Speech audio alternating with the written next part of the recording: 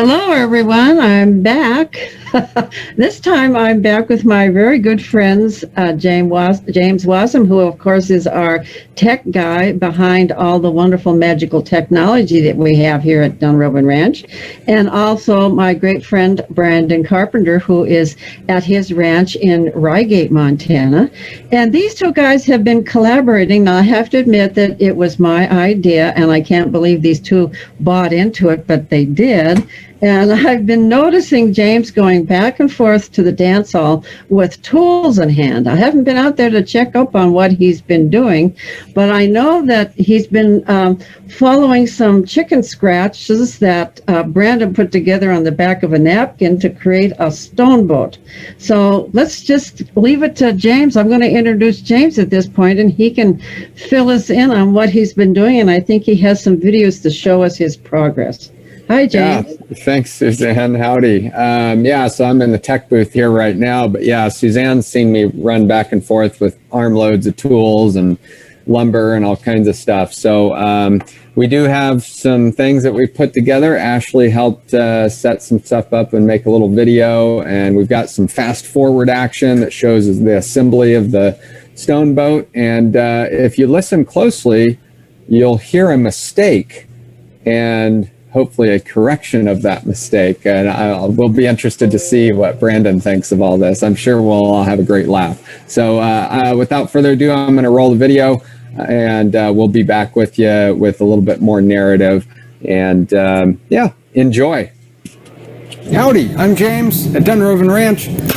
We're here in the dance hall, which has been modified into somewhat of a workshop because, the garage is full of other stuff. So it's warmed up a little bit here. It's in the 30s now instead of the teens and zeros. So it's a suitable day to come out and work with some wood. And today we are working on the stone boat that Oggy will pull. Ashley's been training Oggy to just recently wear a pack saddle, and that was a lot of fun, so go back and check out that episode. We also talked about how this stone boat's going to come together, so if you want more detailed views of what I affectionately call Brandon's chicken scratch, go check out that video, and we talk all about it. So what I've got here behind me is a bunch of lumber. We're going to go ahead and saw some of this up, and I've already made a few marks on here. We're going to have 2x4s that cross the two different kind of sled pieces, or the rails, and we're going to stack 3 of these 2x8s together on each side, and then 2x4s will connect them, and a sheet of wood is going to go on top so we can put stuff on it. So the first thing I've done is I've come through and taken a few measurements, and I've marked out where I'm going to cut the channels for the 2x4s using a speed square, a pencil, and a tape measure. Pretty simple stuff. And I have a few tools here I'll show as we work along. The first cut I'm going to make, though, is the cut on the very end of this piece. And we have to at least allow a little bit of an angle there so that the board can actually go along the ground and not get caught and dug into the dirt and the grass and everything else. So we need to make an angle on that.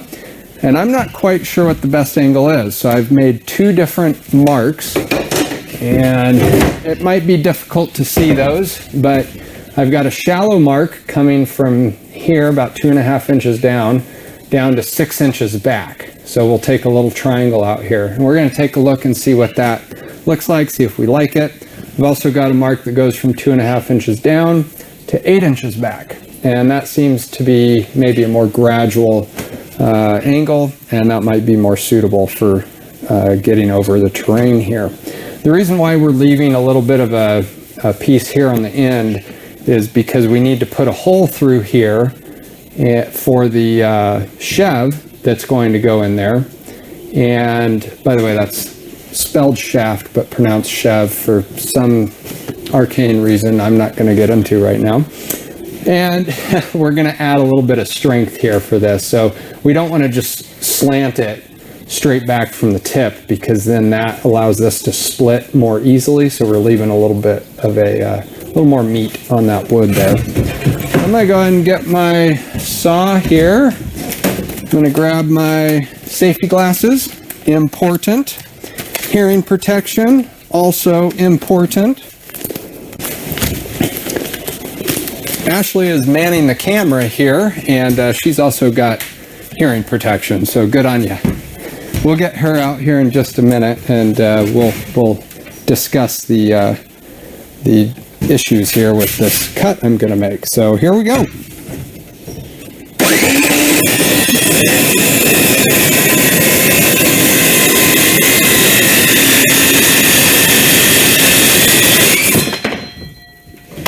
All right, that's cut number one. Tiny little triangle that we've cut out here. But the issue of concern is whether or not that's going to be a suitable enough angle to get over terrain. So imagine we're sliding along here and we come up against a rock or a dirt clod or something. Is this angle too sharp, or is the sled will get caught on that, or will it traverse it a little easier and just slough away? So I don't know. What do you think, Ashley? I feel like the angle on the sleds that we use to pull the hay bales are a little steeper than that. Yeah, definitely. Yeah, so in fact, some of them come back a foot or so. I think for our purposes, we can probably get by with 8 inches, but I'll make this other cut and we'll see what that looks like.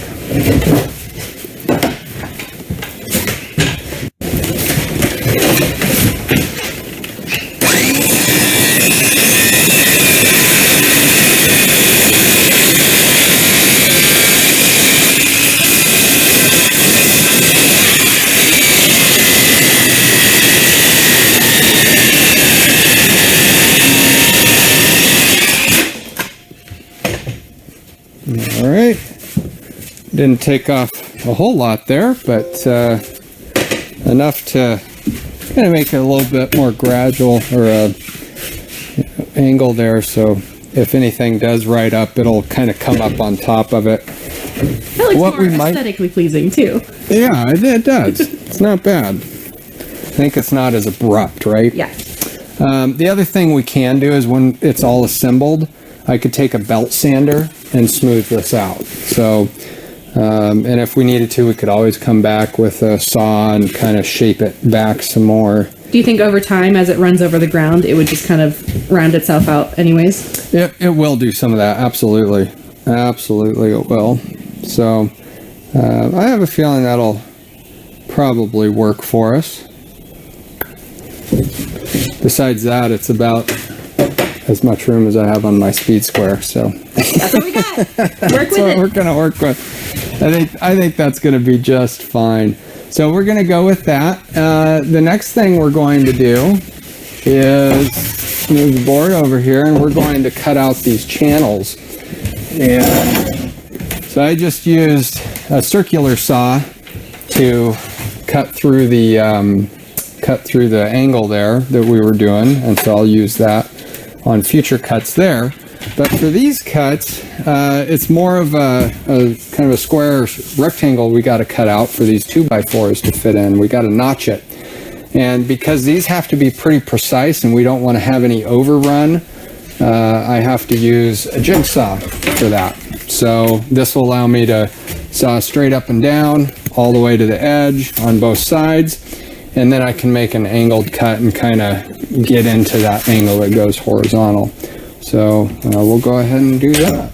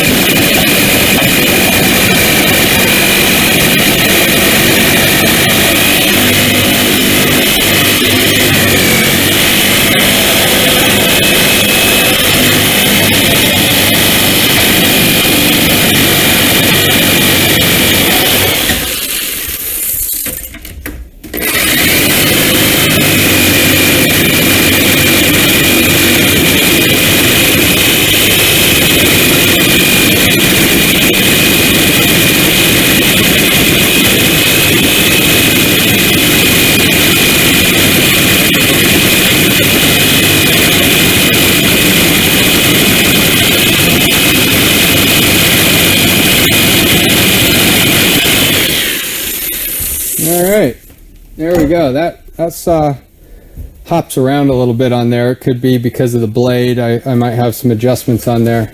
This is not my saw. This is the ranch saw, so I'm not entirely familiar with that one, but we will go with that for the moment.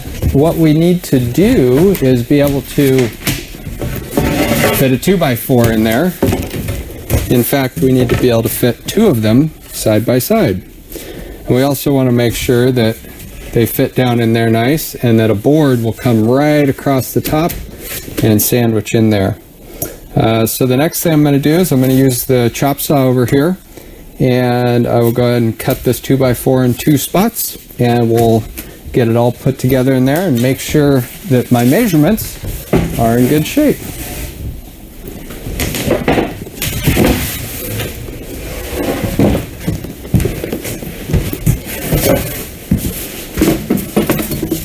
So the board we need to cut, because we're going to change Brandon's design a tiny bit. We would normally cut these 2x4s at 4 feet total because the sled is going to be 4 feet wide.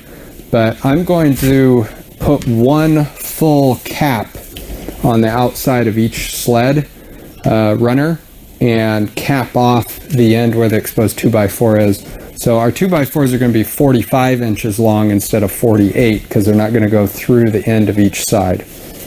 You'll see what I mean when we get it assembled. I'll show you that. So this one's, I've got it measured at 45 inches. And we're going to line up our blade here.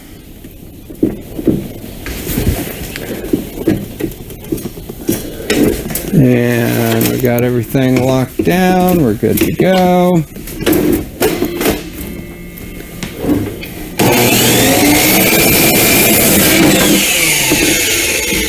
There's 1 board cut. I'll move this back so we can see what we're doing here. So this board will go in here. It'll come across to the other rail that will be coming in.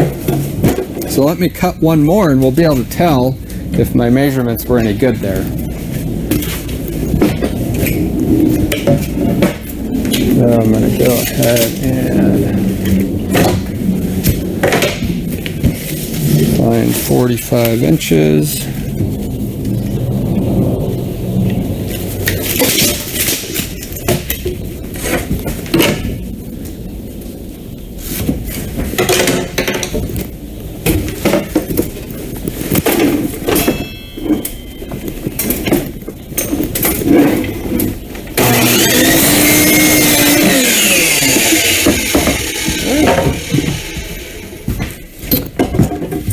And looks like I did my measurements just about right. They fit perfectly in there. And if I put this across the top, no gap. So yeah, I did it right. Not bad. So now what we have to do is carve out 2 more of these on this one, and this will kind of be our template piece. And we'll go through and do the rest of these and get them all staged and ready. Then we'll cut the rest of our 2x4s down, and I think we'll be ready for assembly on the probably tomorrow sometime. So today we're going to get all this stuff prepped. Tomorrow we're going to come back and assemble some things. So we'll go ahead and get started on that. I won't bore you with all the details, but you'll get to see us as we go along here in fast motion. So we'll fast forward through all this, and we'll be back with you a little bit later.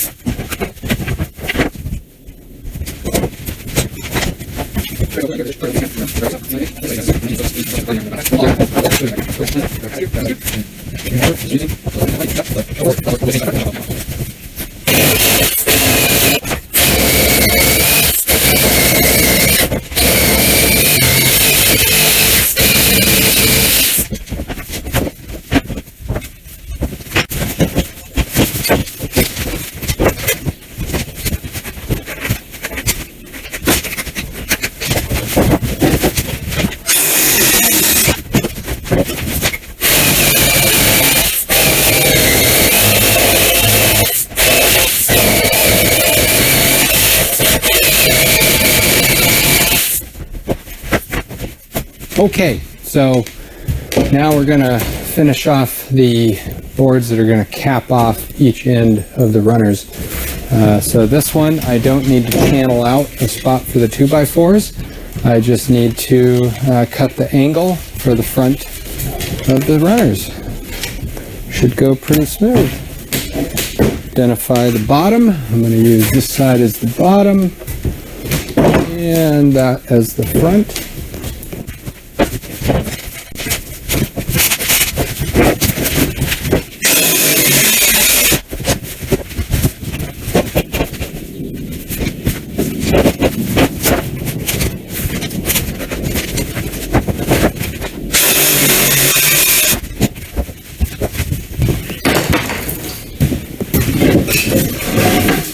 Alright, so now we're going to take the rest of our 2x4s and cut them down to size just like these.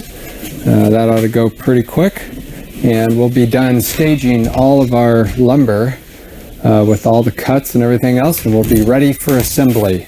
So we'll go ahead and double check our measurements. Measure twice, cut once. Measure twice, cut once. That's the trick. The golden rule of carpentry, right? All right, so there's that.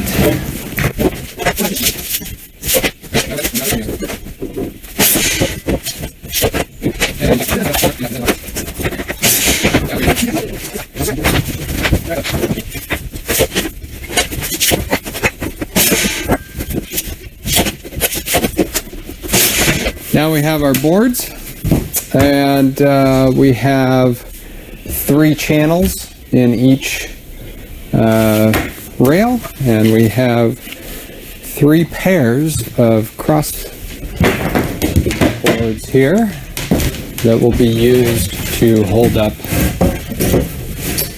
and support the wood that goes on top.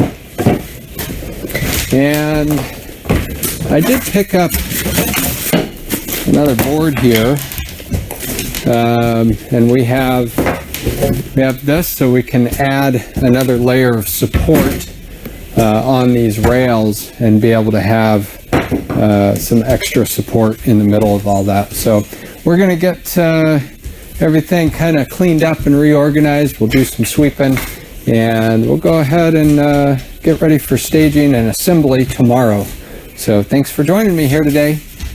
Well, some help you guys are. I asked you to make sure and let me know if I was doing anything wrong when I was measuring twice and cutting once, and nobody said anything. Not a word. If you remember when we just ended the last video, I had a 2x4 hanging out here, and I said I was going to use it for some more bracing. That was correct. What I didn't tell you is that I was trying to figure out why I had an extra 2x4. And let me tell you why we have an extra 2x4. It's because I needed that 2x4 for the same 45-inch braces that hold the 2 rails together. And instead of 3 channels in these boards, I needed 5 channels. Well, I needed 4, which is why I had that extra 2x4. But because I'd already cut my 3 channels, one on each end and one in the middle, now what am I supposed to do? I can't just make an uneven bridge right in the middle of them, so I had to add a 5th channel. So 1, 2, 3, 4, 5. I have modified Brandon's design to be stronger. Yes, that is the serendipity of this moment. Let's go with that one. So here we are. We have our channels cut. I did those last night, and each of our runners here has 5 channels in it instead of 4. And I am in need of one more 2x4 so that I can make a couple more of these. But I can start assembly today without that 2x4, and we're going to do just that. So I've gone ahead and taken a look at my runners here and kind of paired them together. And what I've got is, all right, here's a good pair. We'll line them up just perfect as best we can. And this is, this is all lumber that's, it's not going to be a finished carpentry project. It's not like cabinets in your kitchen or anything. So it doesn't have to be just perfect seams and everything, but I do want them to get them to line up so that we don't have a whole lot of play in there. And I have a feeling I'm probably going to have to take a saw and clean up a few of these edges, but right now it looks like everything's going through both of those pretty well, and I'll just clean these up a little bit as we get them pushed together and make sure everything looks even. You may be asking, well, why didn't you just put these together in the first place and then make all your cuts on one thick chunk of board? Well, there's a reason for that, and that reason is twofold. One, the saw blade is only so long, so this jig saw that I'm using here only has a blade that's, that might be maybe 3 inches long at the longest, but as you put it in here, it would bottom out and not make a full cut. Secondly, with a thick set of boards like this, it's a really slow and hard journey sawing all these different pieces, so it's much easier to saw it when it's thinner. I could have used something a little bit more robust, a different type of saw maybe, but I was able to get a little more precision with that, and I'm okay with the trade-off of needing to trim up some of the edges a little bit to make the cuts a little bit easier on all these pieces. So that was a lot of cutting. 5 times 4, we have 20 different cuts we had to make for these channels. So we got it pretty close. So what I'm doing here is I got all these lined up. These look to be pretty even on here. I want them to be really even on the bottom. So I'm just kind of massaging those into place. And when I selected the lumber, I did make sure and get as straight a pieces as I could. So there's a little bit of play in there, but not too bad. And then we have a box of screws here. We're using the all-weather screws. They're Torx head screws, so they have good grip. And these in particular are about 3 inches long. They give us just a little bit of a grip through both boards, well, a lot of grip through both boards.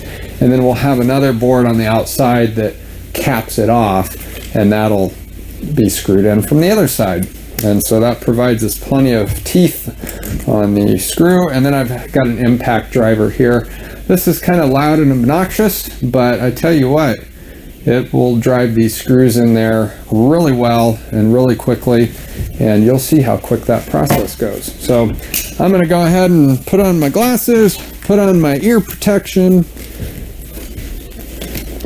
and we're going to get started on this. So I'll be back with you in just a minute.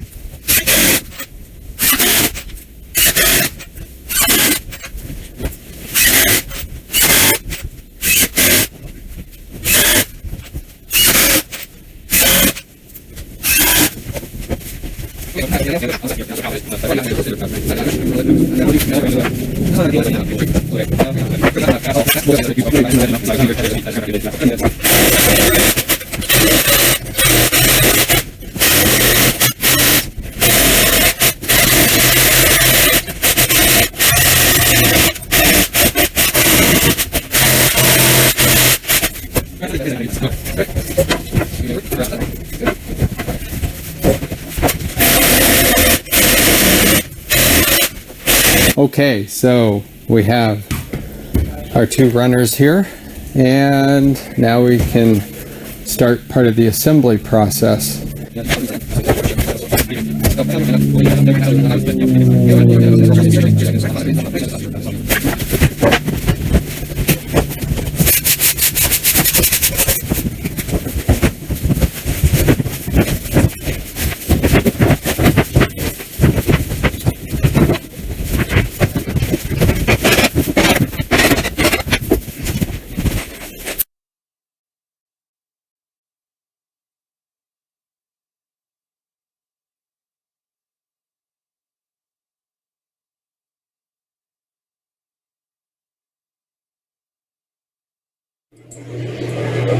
All right. Wow. That was some assembly going on there. We had quite a carpentry project for a couple days, and we've got a few more things to complete there at the end.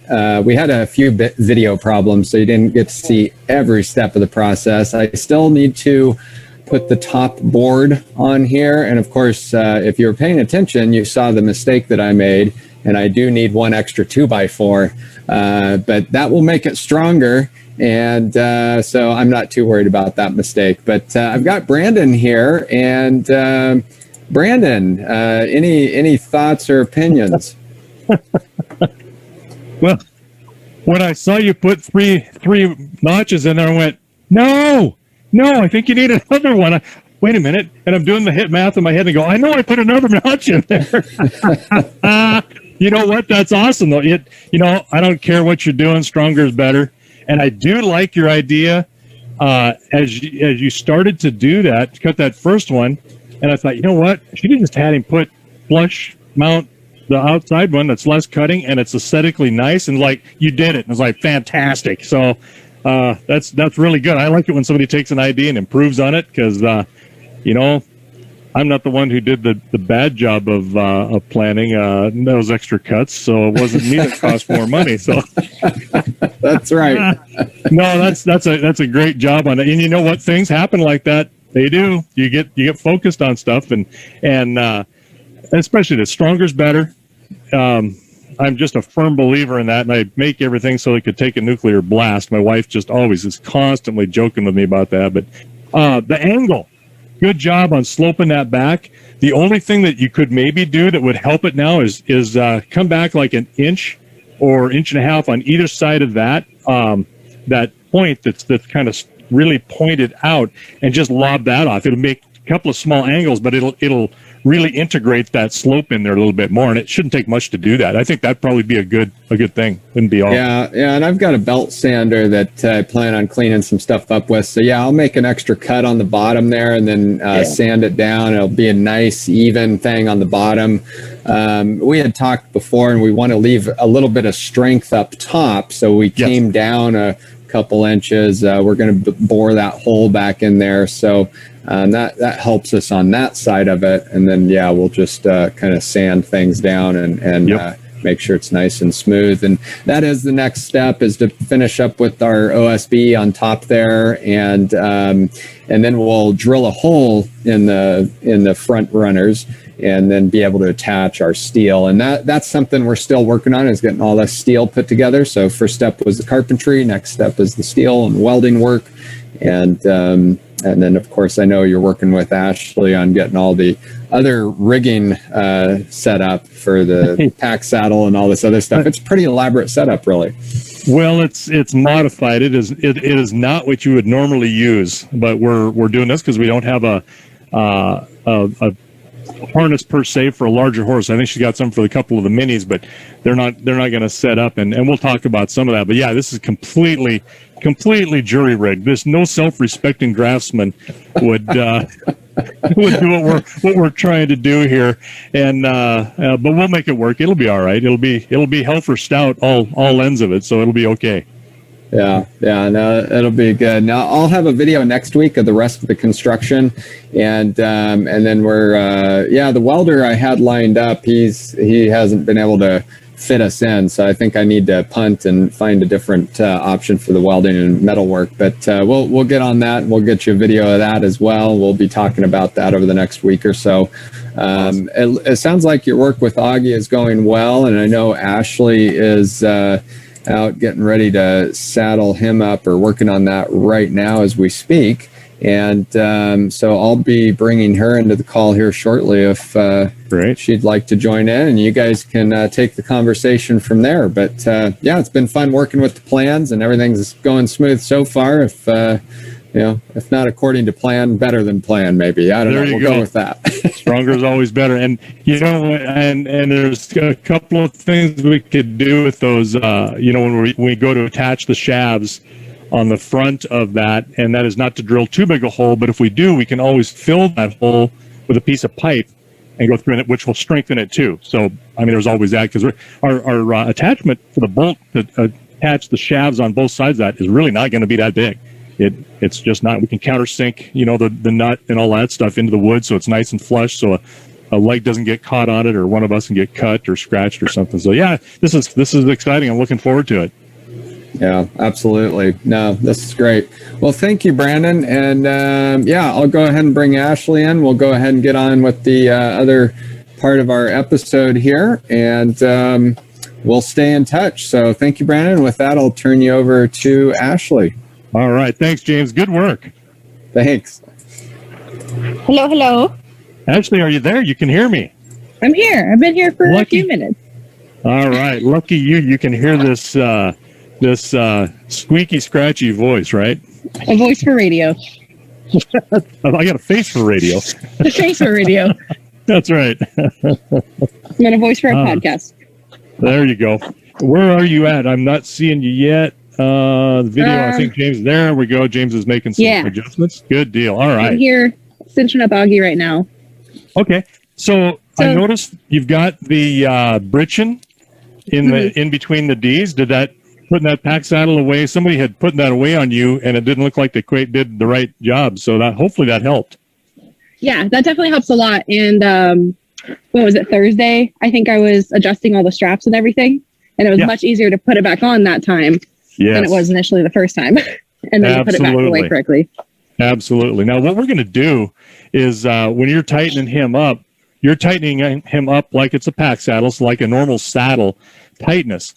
When you're actually working with harness, we don't tighten that tight on the belly, and it's called a belly band. You don't really tighten it that tight. It's just kind of hold everything in place. And where they're really taking the pressure of the pull is on their breast collar on a light harness like this, or if it's a heavier harness, the whole collar. They don't really pull anything. They push into it, if that makes sense. They do pull on the...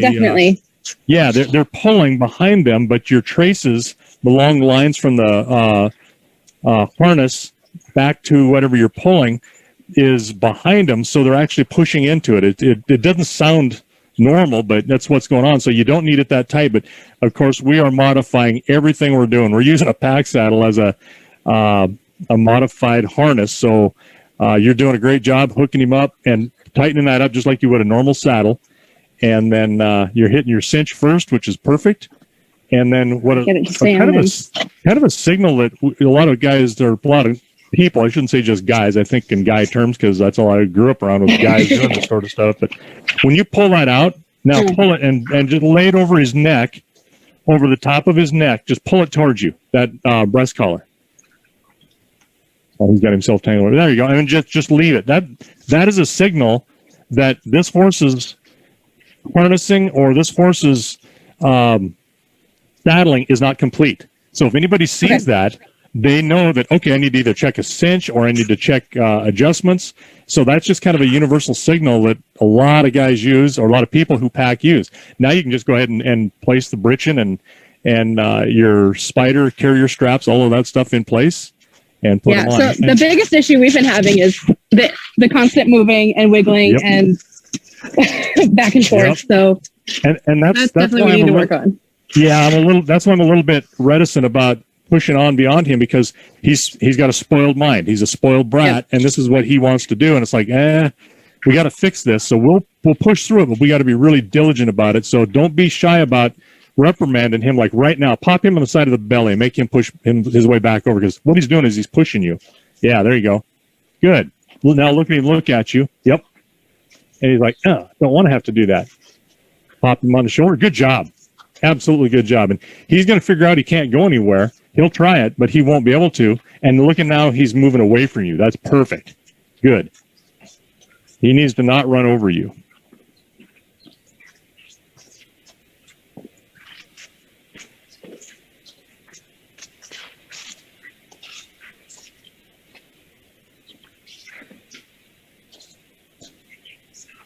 And it looks like you've got him bitted up already. Yes. Good. How is he accepting that bit on Thursday and today? Pretty surprisingly well. He just go really slow with him. Introduce it to him first. Yep. I loosen it up all the way just so that way I can get everything on. And then the hardest part is just kind of getting it over his ears. But I've been working with him on a cue to lower his head, just like kind of putting pressure, saying head, and he just did it. So we're already starting to learn that lower your head. Good boy. Excellent. That's I've got a physical cue and a word to go with it, so he can get it. Yep, more than one cue to comply is really good. There's nothing wrong with that.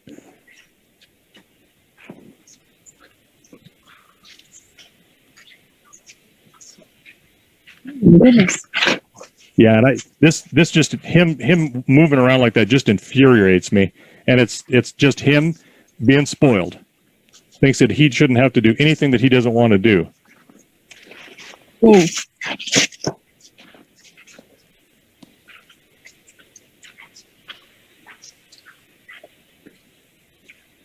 It's like,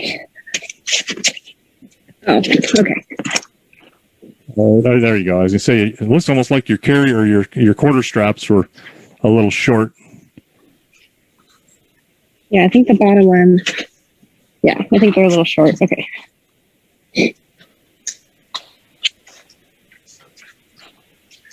The other thing you could do is just loosen your cinch a little bit and let him pull the whole thing back just a touch. Yeah, it looks a bit forward.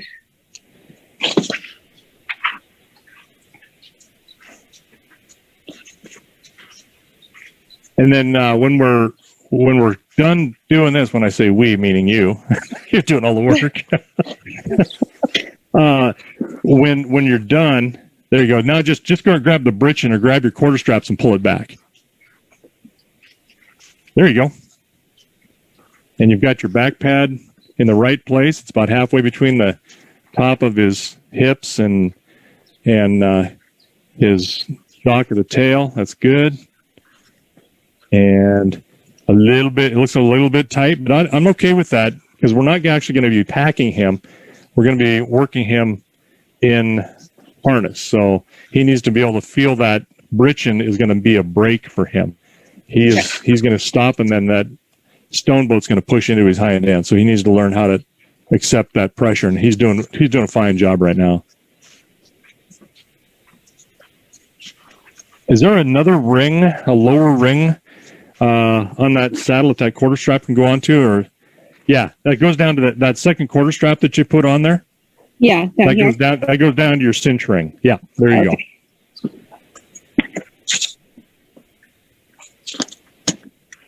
And I liked your comment about when James was cutting the angle on the runners for the stone boat, and you said, "Boy, it looks more aesthetically pleasing that way." And I think that was a really good observation, because I think our eye knows sometimes what works and what doesn't work, and I think it's when we see that and we see that it's something's mechanically gonna not work, it's kind of like, it doesn't look quite. It looks clunky. It doesn't look right. Yeah, that's right. Okay, you got him. You've got him fairly well done. You got to just put the britchin or his breast collar on now, right? Yeah. And that just goes around the front. And that's one thing that's going to be just a little bit tighter than what we would use. And this whole thing is really going to be a little bit tighter than what we would normally use if we were going to pack him, because we're using this pack saddle as a harness, not as a pack saddle. So he's going to pull into that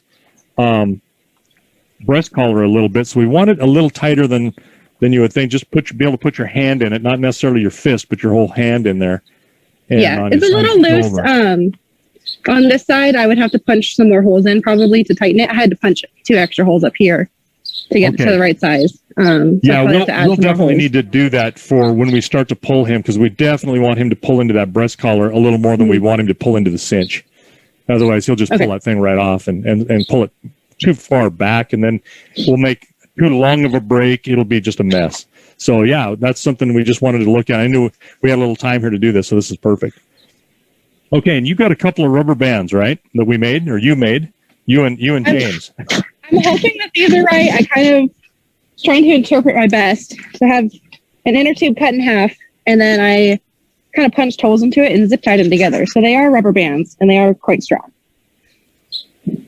But I wasn't sure what size we were going for. You got them tied who together? Well, like I cut it in half, and then it's 2 separate rubber bands tied where it meets. Oh, I see what you've done. You've got bicycle, not tire. Yeah, that's all we had was bicycle inner tube. That's okay. We'll make them work. That's all right. Okay. No big deal. So what let's do is take one of them and put them through his cinch ring on each side, and then just kind of loop it through, and then take the loop and pull the rest of it through. So you're making a lark's knot. You know what a lark's foot knot is? Okay. There you go. Just put a loop through now. Now pull that loop through there. There you go. And should it be on the front side of it? On the it doesn't matter. Back side is fine. Either way, because we're gonna start working him to do some turns. There you go. There. That is a lark's foot knot. Woo-hoo.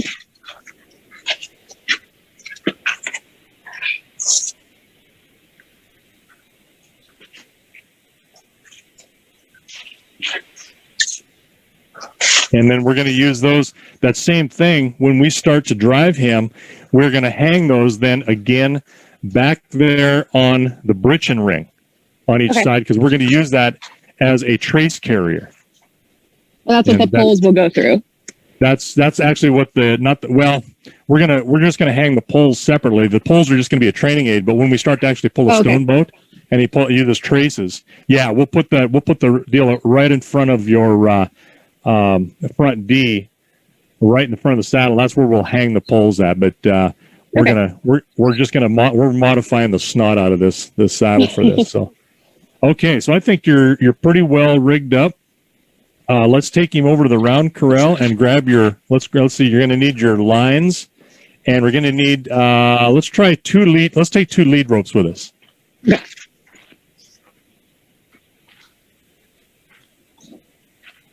And we'll start talking some terminology too, that we took the reins off of his bridle so that we can work him, because we're going to be working him in some turns, and actually working him so that he is responding to pressure on both sides of his face. And we're kind of hurrying this a little more than I normally would, but he took that bit very, very well. So we might be okay here. Back up. And there you go. Good. Back up. Make him back up. He's being a brat today. He had the weekend off. Now he thinks he runs the place. Never give the workers any rest. That's a sure way to make them revolt on you.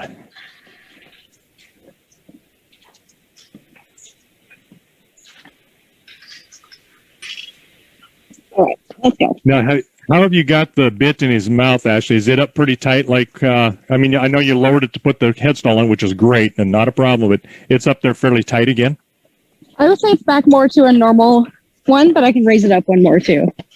Well, let's see how he does. Tightness. Yeah, let's see how he does with the turns. We may have to raise it up a little bit just to make sure that tongue stays under there. But if he did really well Thursday, and he looks like I don't see him mouthing that bit at all. So that's it's like he hasn't figured out how to put his tongue over it. Good. or that he even Good. can do that. So Yes, and that's the whole point of giving him a little grain and feeding him and giving him some little time. So that's good. And we've got a curb strap on that, so it's not going to drag through his mouth. All right. Okay. So what let's do is let's go ahead and let's just take that halter lead off of him. And you've got 2 halter ropes. You've got your lines. Okay, good. And we would do this normally anyway with if we were working just as a riding horse, this is part of the same process. So let's go ahead and take his halter off. Okay. And then we will let's go ahead and let's work him around the corral just a little bit so he listens to you. I mean, just about 3 or 4 times on one side. Let's turn him both directions and call it good. We just want him to absolutely listen, make sure he's listening to you. okay, good boy.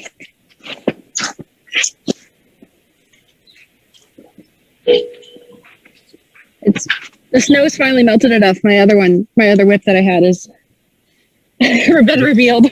It's found. It was found. Oh, that's funny.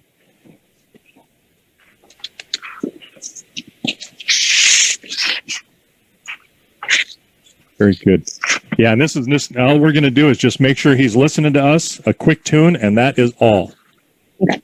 And if he doesn't do something that we don't want him to, then we can discipline him for that, and that makes his mind go, oh yeah, I got to listen.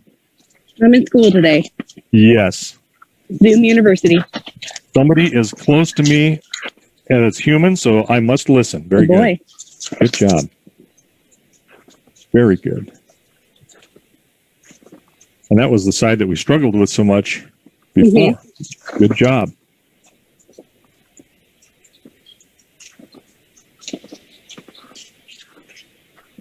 Very good. Good boy. Very good.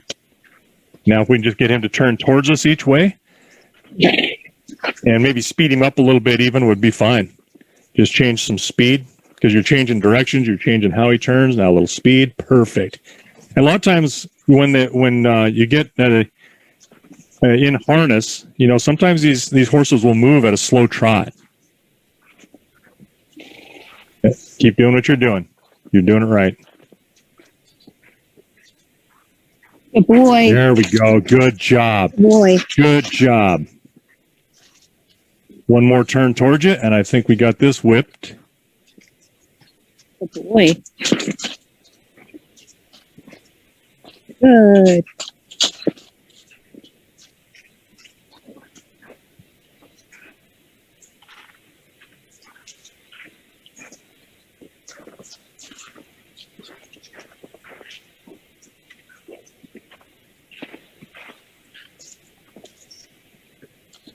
Very good. He's responsive to your whip and your presence. That's very good.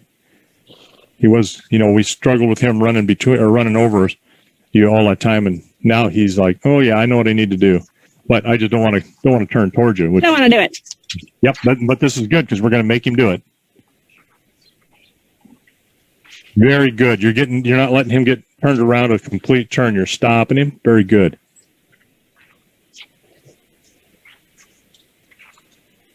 Whoa. Good boy. Break it down a little bit. Stick your whip in the back. There you go. Good boy. There we go. Good job. All right. Now. Just needed an extra step. Yep. So what we're going to do now is we're going to start turning him or teaching him to turn. So let's take one of your halter leads and put it on whichever side let's put it on his near side, because he is a little easier to deal with on his near side. He's more comfortable with things happening over there.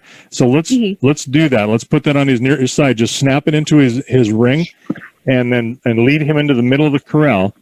And then I'm going to have you turning him without touching him. But we're gonna snap that halter lead in the bridle ring where a rein would go. And then we're going to tie that back through that inner tube. The rubber band. Okay. Yep. Okay. And that way we'll do that. Yeah. So we don't want to have him cramp his neck. by tying hard and fast, because he could flip himself over, throwing a fit and all that. And if he does, he does, and he's not gonna tear anything up. So there you go. So putting him in the middle. Now go ahead and put that, just loop that through your inner tube. Ooh. Ooh. Good boy. And then pull his head around a little bit. So it's almost 90 degrees and down. And so it just keep going. And so when he turns that head, he's looped right on that inner tube. There, see how that he's going to fight that? So you're going to have to pull him back and then tie that off quite quickly. Okay.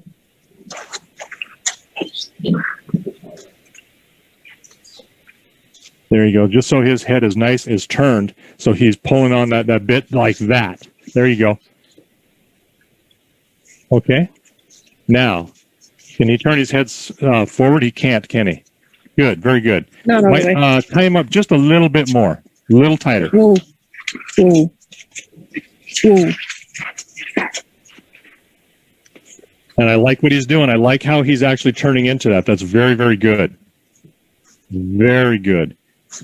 There, like that. If you can hold his head like that, and then you may have to keep him moving in a circle, and it's not by chasing him around, it's going on his opposite side. Now go over to his left hand, or on his near or off side, and then push him around. Make him, all right, he'll fight it. Did he loosen it up? Yeah, he did. I think so.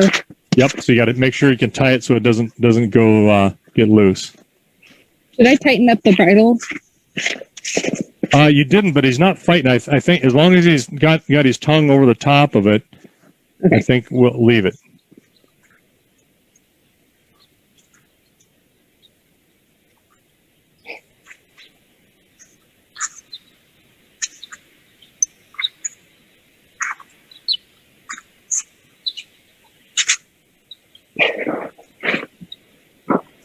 There we go. Okay, now he's going to try to follow you, which is fine. So don't let him follow you though. Let him go get your whip as you come back around, and you're just going to have him spinning in a circle, because all he'll do is he'll be content to follow you like he is right now. So grab your whip. Now just kind of push him away from you, like that. Now back up, and just now back up. There you go. Now approach his offside to keep him spinning. There you go. Like that. Very good. Just keep spinning him. Let's spin him around 15, 20 times without stopping. But we want him to respond. See how he's grabbing that bit and pulling it up? But he's going with it. Yeah, but now he's giving to it. That's exactly what we want.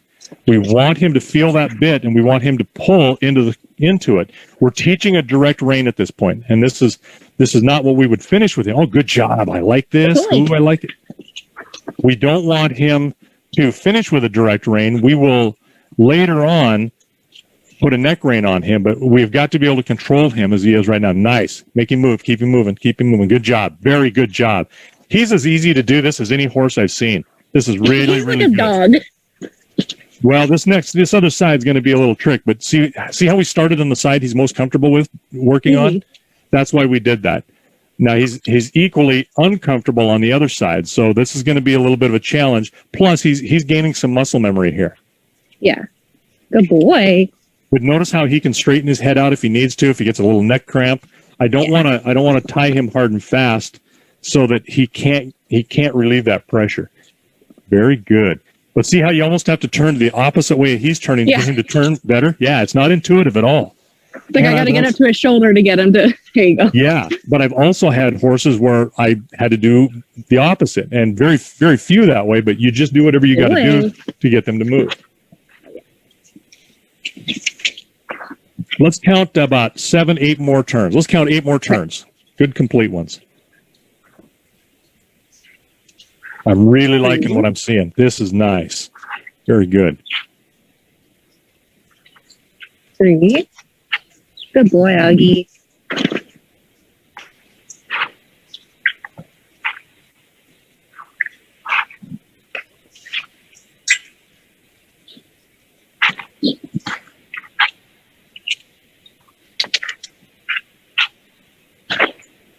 Got about 2 more. He's doing great. Doing great. Good boy. Oh, he's blinking a lot. Good. And then when you want his stop, we'll just stop and take the pressure off and stand there. Good boy. Just stand here with it. Yeah, or stand there with him. Now go ahead and unhook him, because now we're going to move that to the other bit ring on his offside. And here's something you might do. I do this a little bit differently. I'm really modifying what we do, to be honest with you, because I've kind of racked my brain how we're going to do this, because we do something, and we have done for decades, that's a little different than this. It's more effective, but it's a family secret, and I'm not trading it off. So sorry. Fine, so why don't you figure out where the length needs to be about where it was on the other side, and just tie it off first, and then you can hook it into the bit once you're done. Okay. That way he's not moving around quite so much on you. So yeah, there you go. Just tie it through there and tie about how long you're going to need it. Tie it off really well.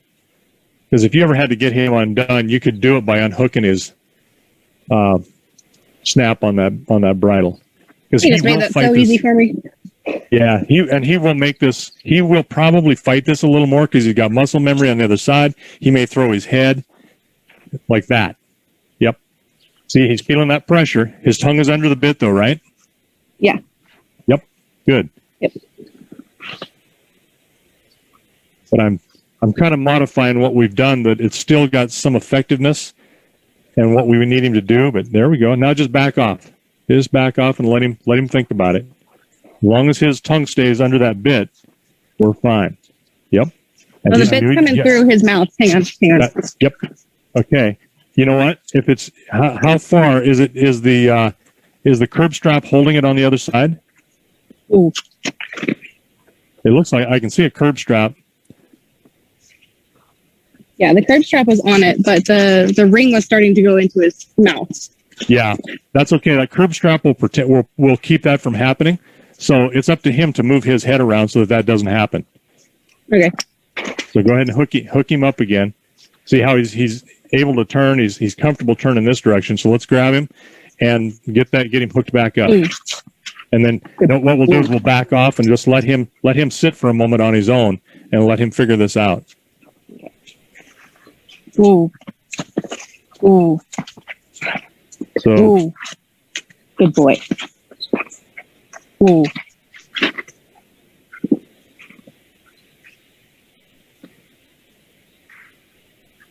Yeah, just make it so it won't come out, and we're golden. Hook him up and then just back away. There you go. And so you see how he wants to turn to the right because he's got some muscle memory there. His little noggin is saying, "No, I got to turn the other way. This isn't right." That way worked last time. Yeah, and he'll give. Watch him. He's going to start blinking here pretty quick. He's like, "No, this isn't right." When he figures that pressure comes back and he's turning his nose, and he'll get some relief, then he'll start blinking more. Watch. We want him to drop his head. We'll give him a minute to try to figure it out himself. And if he can't, there we go. There we go. If he can't figure this out, we're going to help him out anyway by turning him. And what you may have to do is get out towards the front of his body again and then walk towards his near side shoulder to push him away. There we go. That's better.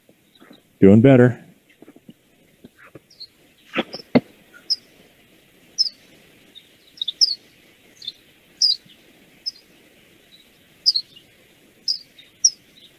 Okay, he's got some slack in the line, so I would say just see if he'll move in a circle now. Just go ahead and throw him, yeah, there you go. Use your whip, push him around. It's all right. He'll figure it out. Good, very good. Don't let him trap you. See, he's coming to you for comfort, so don't let him trap you like that. Very good. You may have to tighten that up just a little more even. Yeah, there you go.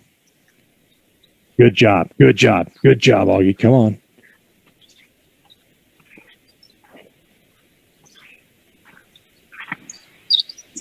Good boy. There we go. There we go. That was a lot of slack on that one. Yep. Get a few turns. You might have to adjust. I'd go ahead and adjust that slack back up. It slipped on you. Because he can turn. We know he's going to turn.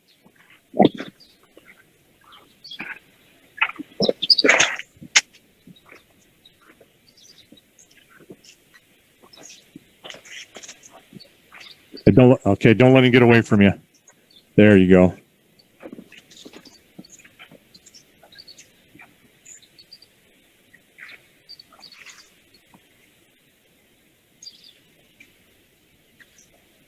And we'll shorten this up pretty good because he's gonna fight it, but he's gonna have to learn that he's got to give to that pressure. There we go. That's looking better from this angle.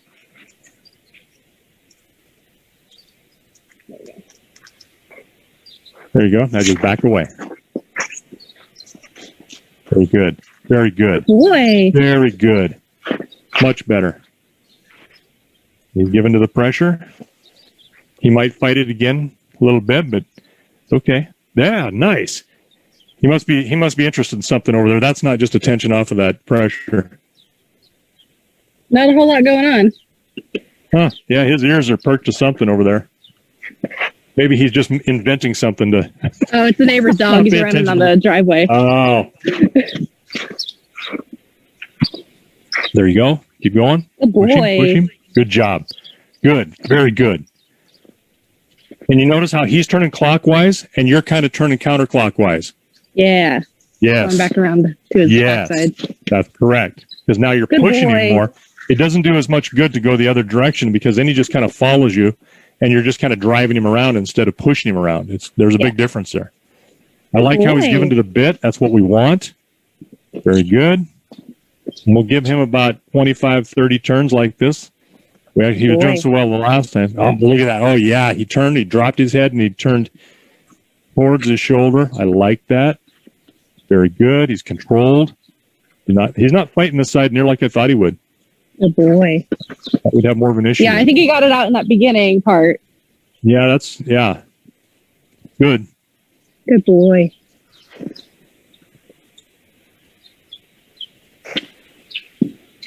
Good.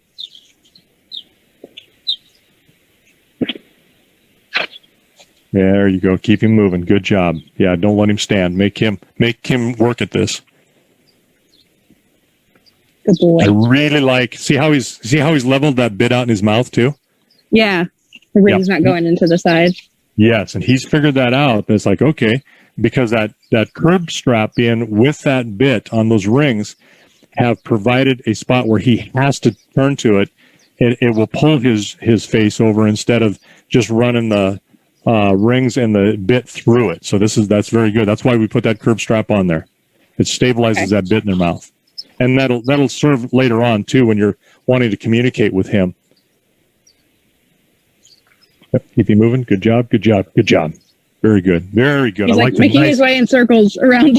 Yes. Oh, that's okay. That's all right. I don't care because he's making smaller circles. Yep. Oh yeah. Well, I think they do kind of get disoriented a little bit because they're just trying to keep their balance, and this is not normal for them to continue to do this. Good boy. I'm really liking this, Ashley. Good job. You've been working him every day. Is that what you've been doing? No, twice a week. We do Mondays and Thursdays.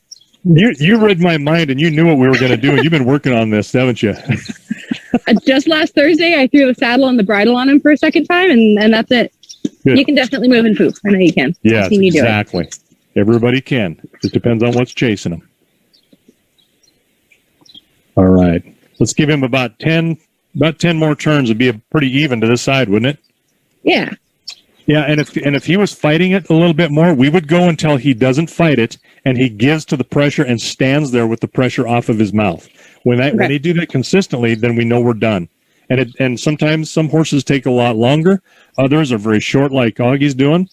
You know, and we've never said he's stupid. Never has that ever uttered out of any one of our pie holes. He's a smart horse. He's just spoiled, so he will push us and try us all the time. Good, very good. I like that. I always say, I'm not stupid. I'm just an idiot. So he is. Yeah, talk slow because I don't hear real fast. Okay.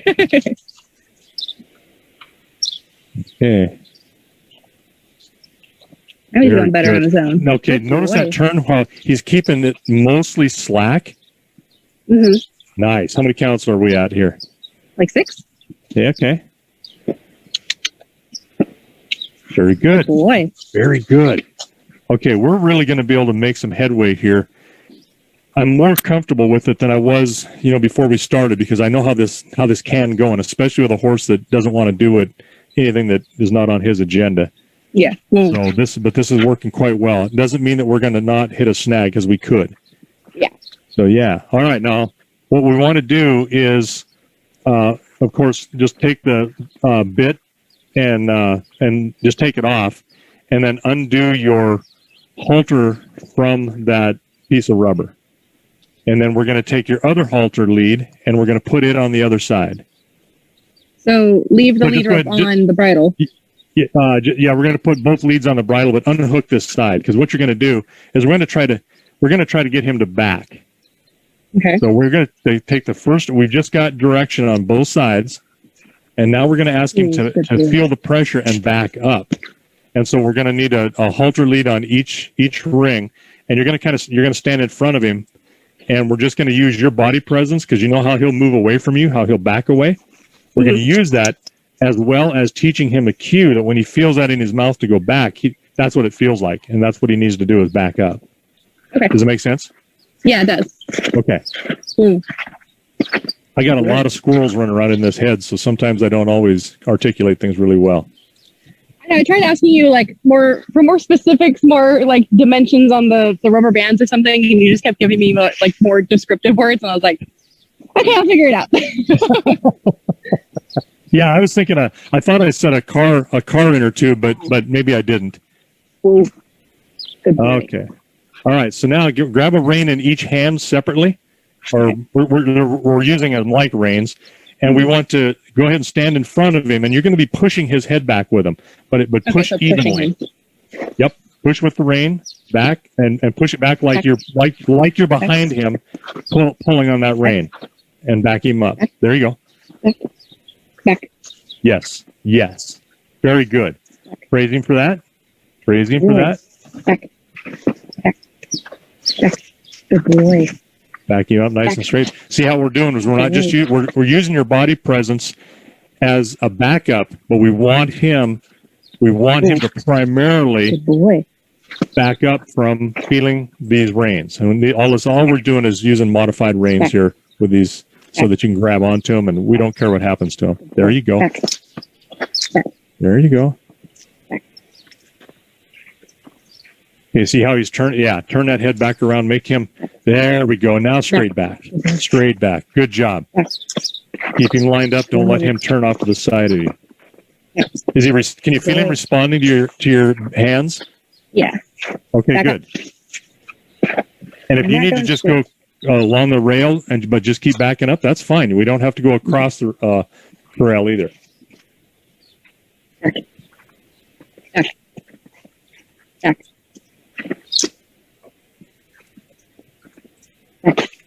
Good boy. Good boy. Not bad. Not bad. Bad. Good boy.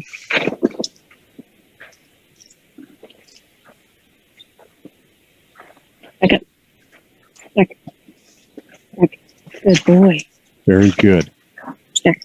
And it's all about, and I can see you doing it. I think you're doing it because, we got a little bit of a lag here, but it looks like you got some pressure release. You're putting pressure when he backs up, you're releasing. So that's perfect.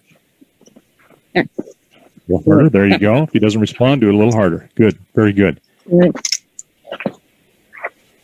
don't think I've worked a horse quite this quick driving like this. So, but let's get you a full one more round around there. There, he's starting to balk on you a little bit, so make him back up. Okay. Make him go. Well, let's go one more complete circle around. He's not even paying attention to there we go. And if we can get him to go one more circle around there, then we're gonna put some lines on him. Good. Good. Back. Back.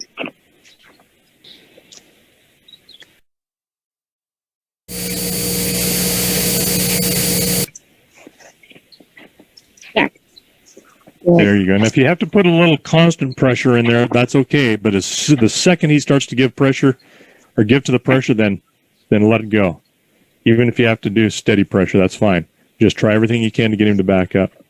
One thing I don't like to do on a horse is saw back and forth, and you see people do that. Yeah, I just don't like that. It destabilizes that bit, and you're not communicating. You're just dragging it. Very good. Almost there. Back up. Back. Back. Back. Does it feel like you're making headway with him? A little bit, and then he'll kind of stop. Good boy. Yeah, there you go. This will pay off, believe it or not, and you'll see it here in just a few moments. Good boy. Back. Good boy. There we go. And his attention is drawn away from you at times when it is. Then he kind of balks up, folds up a little bit. There you go. There we go. All right. Good job. Okay. So what you've basically got in your hands are two reins, right? Mm-hmm.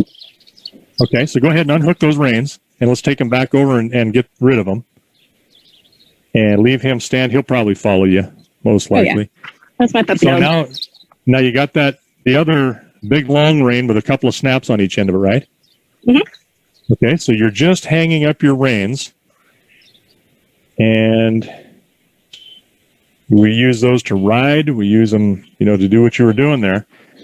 And so now what you're picking up are not reins anymore. Those are called lines. Yeah, and it's 30 feet long. Okay, Is what good. you gave me. Yep. So let's straighten that out. What you can do is take one of them. Looks like you're good. Okay, go ahead and take one of them. Go up to his near side. As long as it doesn't have a knot in the end of it. Okay.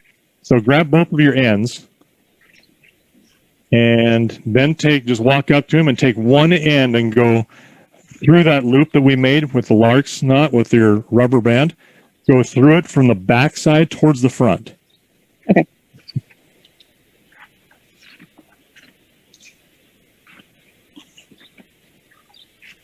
Good boy. So this is going to be important because you're going to have that. You're going to be following him around now. Ooh. Yeah, get him to Good stop. boy. Don't let him. There we go. Through the So loop. back through the front to the other side. And, yep. And now attached to his ring on his bridle. Okay.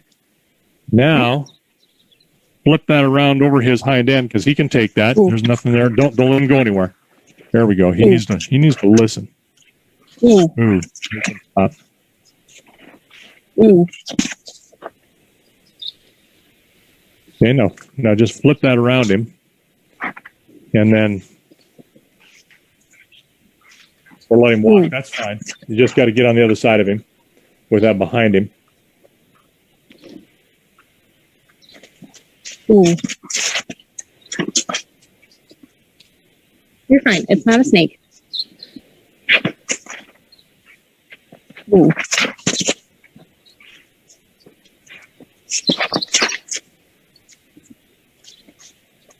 Good boy.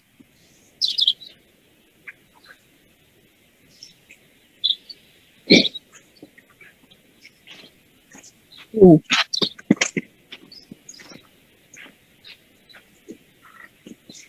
There you go. That's fine. Now go to the other side. Ooh. That's fine. Just pick up the end of it. That's all right. Pick the end of it up. Pull his leg or his hind end around. Make him spin around out of that if you have to. There we go. Now go through your rubber band on this side and back up to his bit. And Ooh. Ooh. Good boy.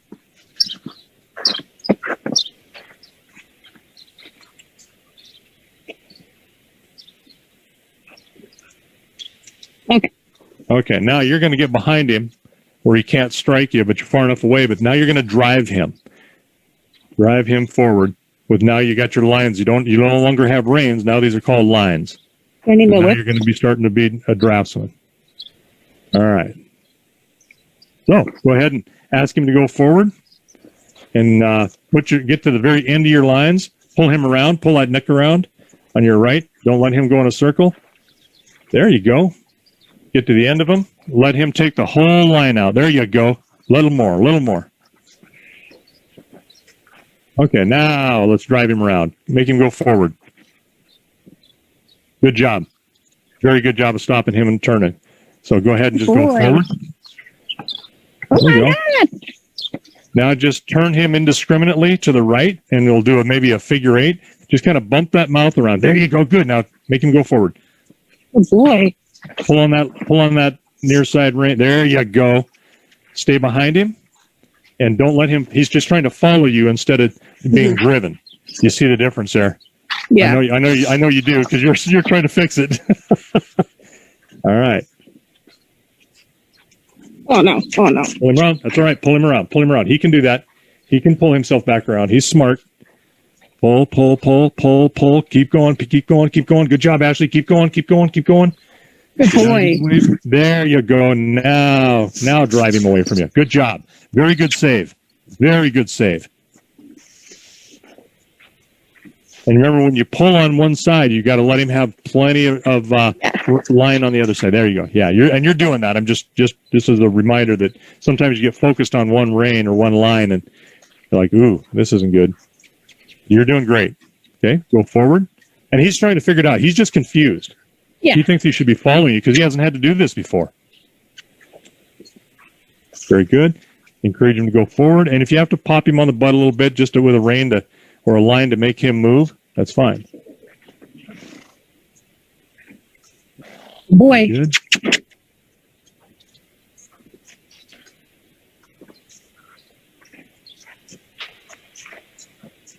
He'll get it. He'll figure it out. He's got to figure that he can go forward.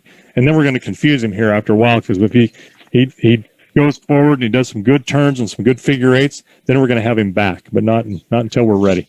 We want him to drive forward first. Otherwise, you'll never get him going forward if he's used to driving back. I got to get this whip out of the way. Okay, that's fine.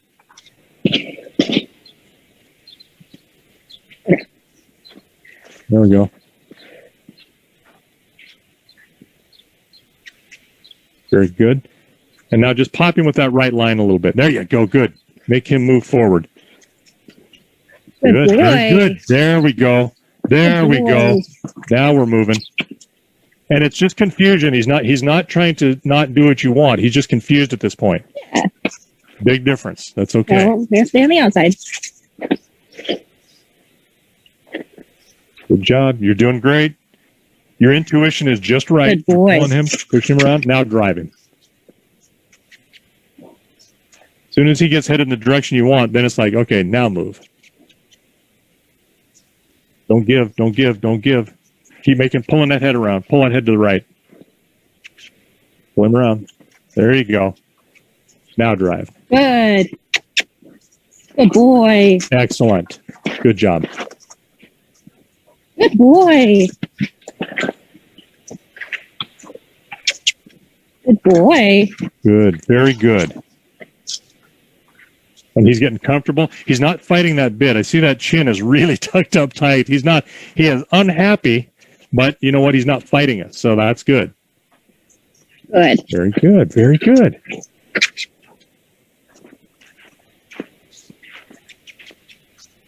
Yeah, it's like we keep getting back to the same spot. He's like, I did my lap. Now what? Yeah, exactly. And you're doing just right. You're not letting him turn where he wants to turn back to the near side, and you're making him go to the right. Be a little bit more assertive. Make him go. Pull harder. Bump him. Bump. Bump. It's all right. Keep bumping, and drive.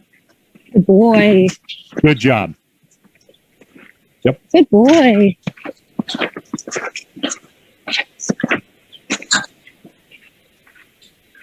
Now, can you turn him into the corral and go the other direction, basically make a figure 8? There you go. Make him go to the center. Good boy. There you go.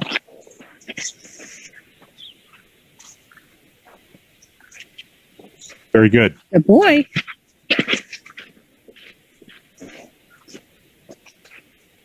That was dramatic and unnecessary.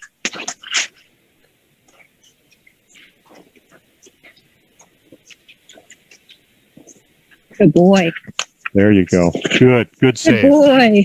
Very good save. Good job, Ashley. Very good. You can see why I wanted you to get a 30-foot line, right? Yeah. So I could stay plenty far back. This is how I grew up with a bunch of real hard men. I was about 15, 16 years old doing this on a colt, and my grandpa was watching me, and I had pretty short lines, and he said, "You might want to lengthen those lines, kid. That horse he's gonna kick you." And of course, I didn't listen, and it wasn't 20 seconds later, that horse just freaking nailed me right on the kneecap at full, just big long stroke, and I got sick to my stomach, and I hobbled around for a week and a half. And when that happened, the old man says, "You all right?" I go, "I'm all right." I'm not going to admit it. He goes, "Yeah, I saw the look in his eye. I knew what he's going to do. I told you. You wouldn't listen." I mean, that's the sympathy I got. But good job. You're making him move. There you go. Good. Good boy. Yeah, I remember growing up doing riding lessons and stuff. There were girls that got their kneecaps kicked back in because they were standing too close behind. It's just like, yep. No, thanks. Yep. Good boy. He's mouthing that bit a little bit, but I think it's just in response to your hands, and that's fine. He's fine with it. He knows what he's doing. You're going the opposite And I can definitely direction feel now. the contact on the bit. Like there's definitely some pressure there. Yeah, it's not like I'm there's constantly pulling back on it. Well, there's different schools of thought and different techniques. There's some people who are draftsmen or teamsters that will tell you that they want that bit. They want constant pressure on that bit. Good boy. And to me, it deadens the horse's mouth a little bit. Mm-hmm. And I know other guys that have said, "No, I want that horse to be responsive in the bit when I'm pulling for me in draft, as if I was sitting on their back."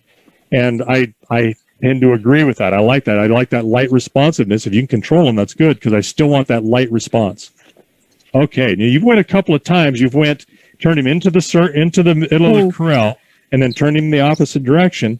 Now let's turn his face towards the corral and go the opposite direction. Towards the rail. I'm sorry. When I say corral, yeah, the whole thing is there. Drive him forward, and then make him turn. And now you're going to have to turn a lot more with it when you do that to get away from his hind end and center up. You're going to have to. There you go. I see him moving. Very good. Good boy. Very good. Very good. Right. Good boy. Good job. Very good. Getting better.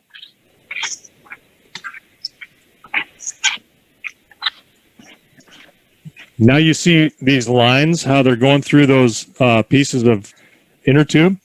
Mm-hmm.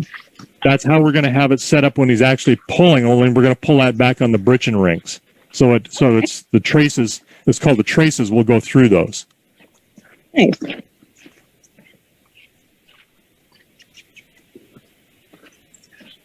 All right. And whenever you're ready, have him turn towards the rail again and go the opposite direction. Very good. I can see the body language. Very good. Nice. Good job. Very good job. Good boy. Okay, now have him go around. We'll go around one more time.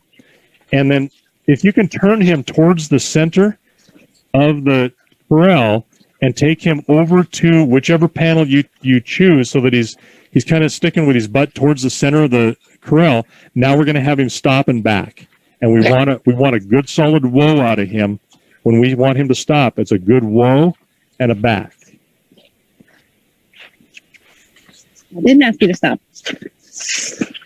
There you go. Good job. Yeah, he's fighting you a little bit, but that's all right. Good boy.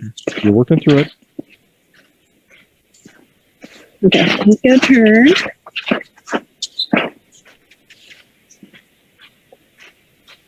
And see how he wants to quit? He doesn't want to work. He wants to come and please you so that you'll quit working him.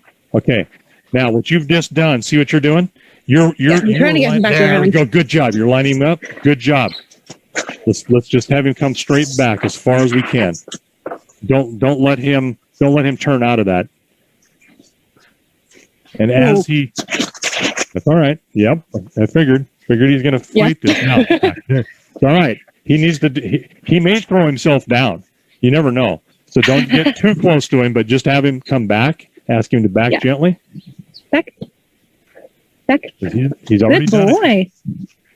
Back. There you go. Stop right there. Okay. That was 4 or 5 really good steps. Praise him. Walk up to his side and praise him. Just pet him. That was really good. He really needs that praise for that, because that's one of the hardest things for these guys to learn to do, is to respond and go backwards in these lines towards you. You know, they're backing into you. Yeah. Good job. So let's do it. Let's go ahead and undo it. Not undo it. I'm sorry. Undo what we're doing is what I meant to say. So put those lines back on him. Hang on, let me check his bit real quick. Okay. Good boy. Okay, still on top, or still underneath. Okay, good. All right, so step back behind him, and then we'll get him to stop. Good boy. Turn him. There you go. And now drive him forward and then stop him. Just drive him straight forward. We're not going to go anywhere. We're going to stop him and then have him back straight up. Yep, you're doing it right, because we want him to have the direction we want him to go, not where he wants to go. And he wants to go out there on that rail because it's mindless and it's easy. So let's drive him across the corral. So give him a little bit of right rein and slap his butt with that left line. Now turning the other direction. There you go. Yeah. Good boy. And stop him. Whoa. Good boy. Good praise. Now back Good boy. Back. Let's see if we can get about 6, 8 steps out of him. Good. Back. He's talking to him. Back. Back. So he knows what that is. Back. Very good. Back. Very good, Ashley. I'm really pleased with this. Good boy. Nice. Good boy. Very good. Good boy. Praise him for that. Good boy. Good job. He's a little frustrated. That's okay. Oh, yeah. That's all right. Good. But he's not that's how I fighting felt doing calculus, buddy. You're okay. Exactly. Okay. We're giving him a little bit of a rest. We're just standing there. This is not hard, but he's having to use his mind a lot, because we're going all 4 directions, and we're unturning him, and we're spinning him and unspinning him, and it's like, oh my God, he doesn't know where he's at. So this is good. So let's go ahead now. You're giving him a couple minutes. You've praised him. Let's go ahead and let's drive him some more. Give him a few more minutes. And let's put him into a couple of figure 8s, both directions, if you can. Okay. I want to wait and see if he drops his head at all. He may not. He's blinking a lot. Blink. He's breathing like he's breathing really work. heavy. Yeah. Yeah. He's breathing really heavy. Work. But look at how his mind is making his body. His focus is all over the place. And mentally, it's hard work for him, but physically, it's not. But look how he's responding. Mm-hmm. There, I'm surprised he's going to drop his head. I didn't think he would. He moved it a little bit. I like his mouth. He's not chewing on that bit. He's not, walling her around in his mouth. That's very good. He's nice and quiet. This is very good. Okay. And a lot of people will pack a horse before they ride him. They'll use a pack saddle and they'll pack him with some stuff just because they don't want to get on him.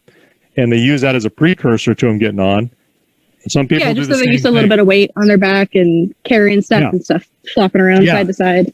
Right. And there's nothing wrong with that. It's just the method they want to do if they haven't got guts enough to get on them. I'm the opposite way. I like to get on them and have them perform first, and then all of this other work is finished. I'll do the same thing when I'm driving a horse, is I will ride them first and have all of that spook and stuff out of them. So then when you put them in front of something on harness, it's just one more thing that's just kind of maybe a little different, but it's not hugely different. And they really don't have any problems with it instead of having big wrecks. I like to be able to control them with myself. So, all right, let's go ahead and drive him some more. You're doing great, by the way. If you haven't done this before, so you're doing a really good job. But it makes sense to me, though. Like I kind of understand what I'm doing. Yeah, it's intuitive. I mean, it's like, oh, this isn't hard. It's not rocket science, and it sure ain't calculus.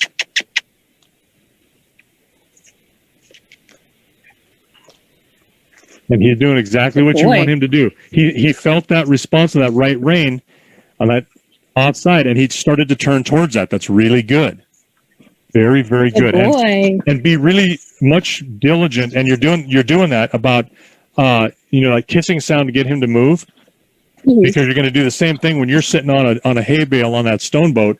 I prefer to have them listen to my voice instead of throwing a line at them. But you got to do what you got to do to get started. So. And there's been a couple of times we go around to get him started. He did listen to the kissing, so I think just after that break, he's like, "Oh, wait, I got to go back." Yeah, no, that's right. That's right. You're recognizing that in him, so that's good. Very, very good. Okay, so let's do some figure eights, and I don't care which direction you turn; doesn't matter. Okay.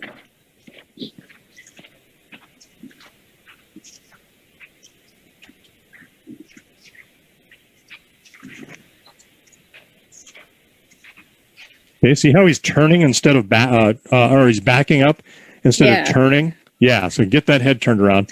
Pull it harder. There you get more assertive. There we go. That's better. Get him to turn that head. Better. That's better. There you go. That's even better.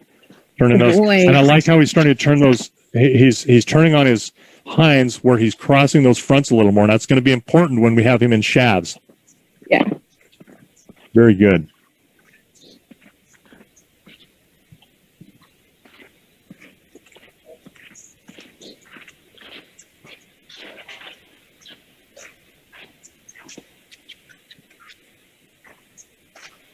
Okay, pop him with that left line. Make him go forward. See, he's trying to back instead of turn. So when he does that, now pop him. There you go.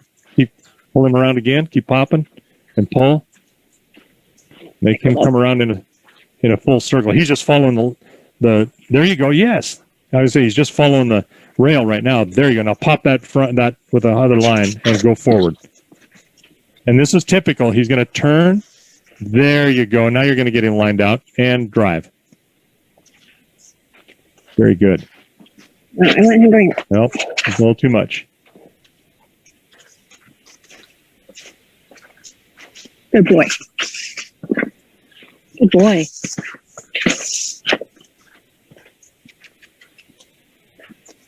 Good boy.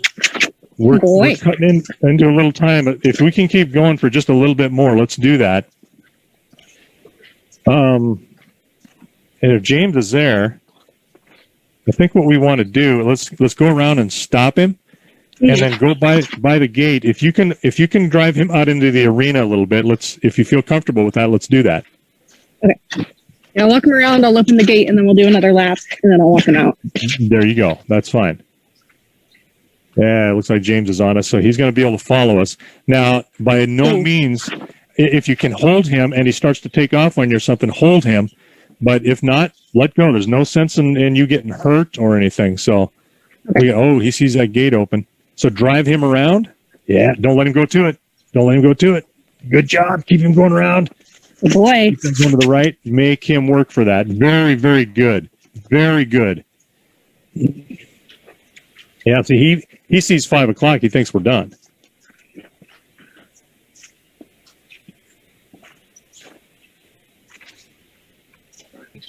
There's that spoiled little brat mind of his a little bit. Drive him forward now. He's going to try to just back right out the gate. Good boy. Very good. There you got him. Good boy. Nice. He dropped his head. Good. Good behavior there. Good boy. He looked at the gate, so I pulled his head over. Yeah. Go ahead and just go right on by it again. Don't let him go out of it. Good boy.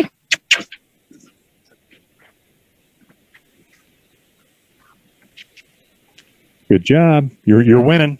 I like that. Now turn and go go to the right and go back past that gate again. Very good. Oh, he's not liking this at all.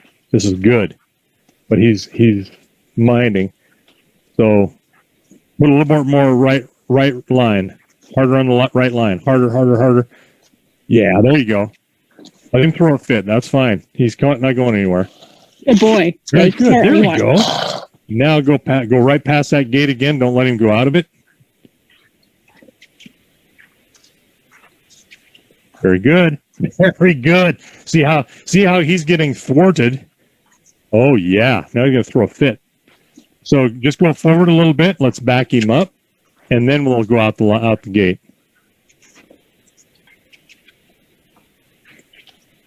Very good, Ashley. Very good. Tell him back.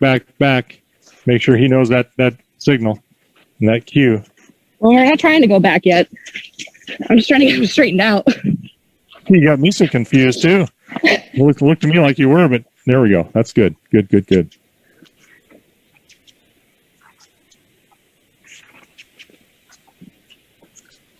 Okay, so now he's using, backing up. Yeah, now he's using this as a weapon that he's going to try to back him away right out that gate. So pop him on the butt with that. Make him go forward. Good boy. There you go.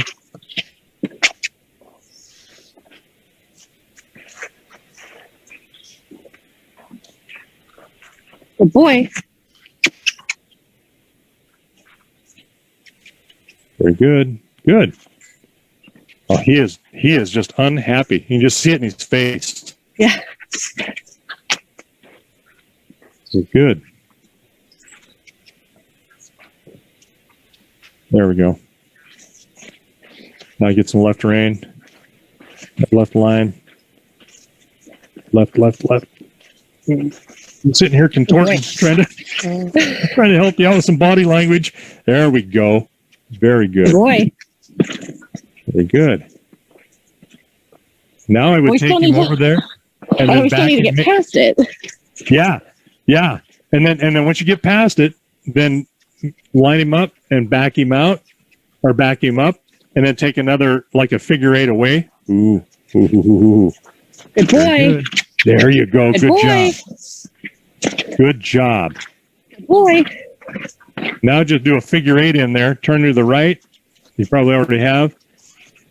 Go straight and then turn him to the left, and then you can go out the gate.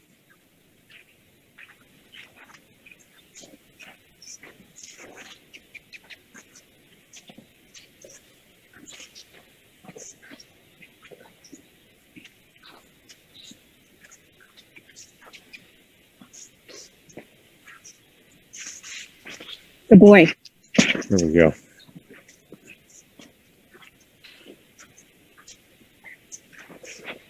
Good boy. Good job. Good Yes. boy. Now let's get him out there in that arena a little bit, and then just walk him around and stop and back and make good turns, because it's getting him out of this more confined area. You're going to find it's easier for you as well.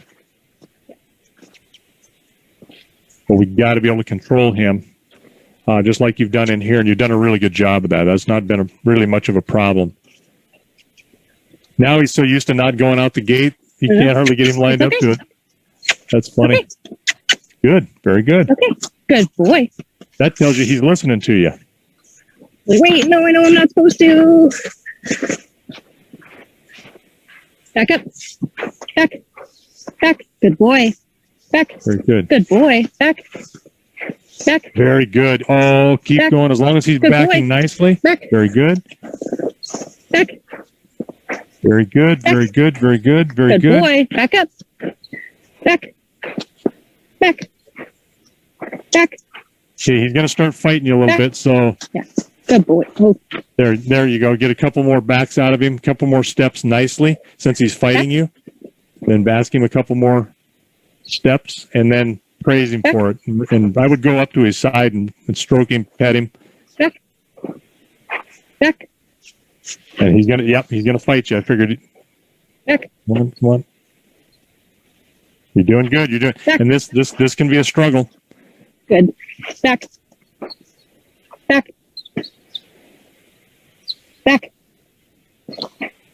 And he may rear himself up with this too, Ashley. So just be prepared for that. Okay. Back.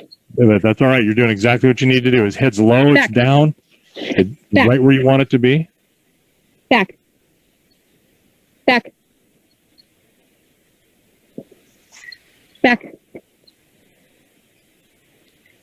I'm like leaning back, putting all my weight into this. You're doing exactly. You're doing everything you can, and you're doing the right thing. You've got him halfway straight.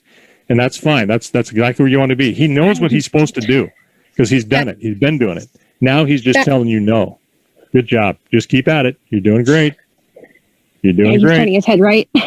Yep, that's right. Straightening back out if you can. Good. And he may rear up, throw himself down, get all mad. Back. If he does, tough. Back.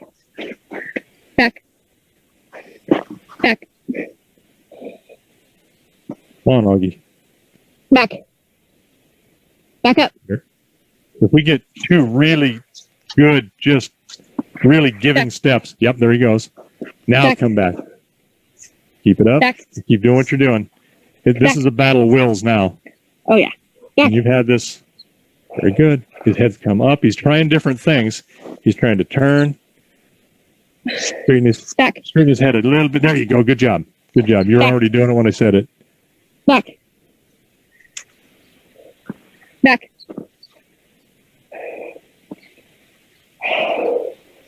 Back. Back.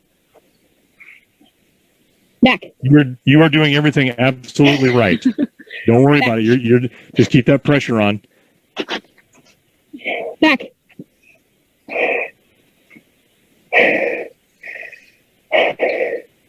Should I keep trying to pull, or should I just be leaning here with the pressure? Yep, just keep that, just both. Whatever you think is going to work, just don't saw it back and forth. We want to keep his head straight. We just want him to finally give to it. And when he does, and he gives up and comes back, and he does it willingly, and then takes the pressure off, then that's all you need to do. That's his backup for that moment, because we got to win this. Otherwise, we'll never get any work out of him. You're doing great, and I know this. Your hands are going to fall asleep. I get it. Been there. I don't know how many times. Just keep it up. Go ahead and he's almost moving. Bump him if you need to a little bit. Keep coming back. Yep. He's hard-headed. Yeah. This is the price we pay for spoiling babies. Well, and you're doing well. There he comes. Here he comes. He's almost there. That's all right. I just need a better grip. Yeah.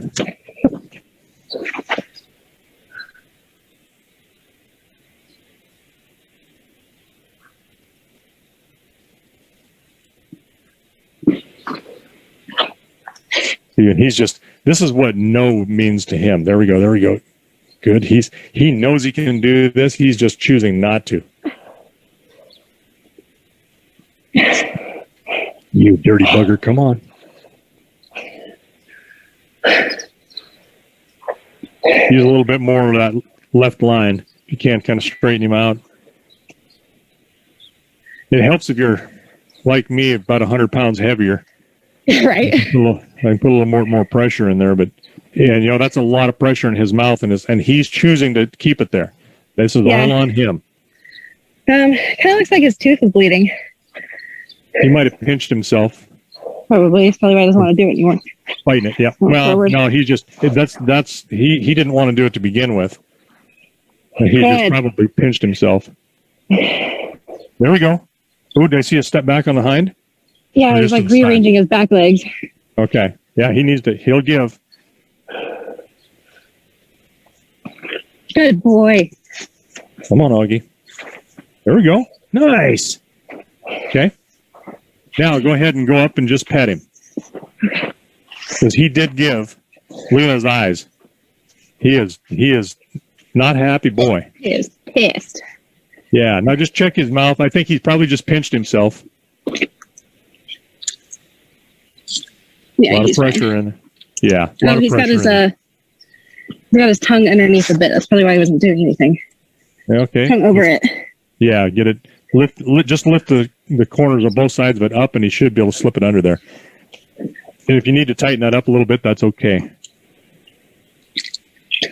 And all we're going to do now, we're just going to give a few minutes of going in just driving him forward and doing some circles.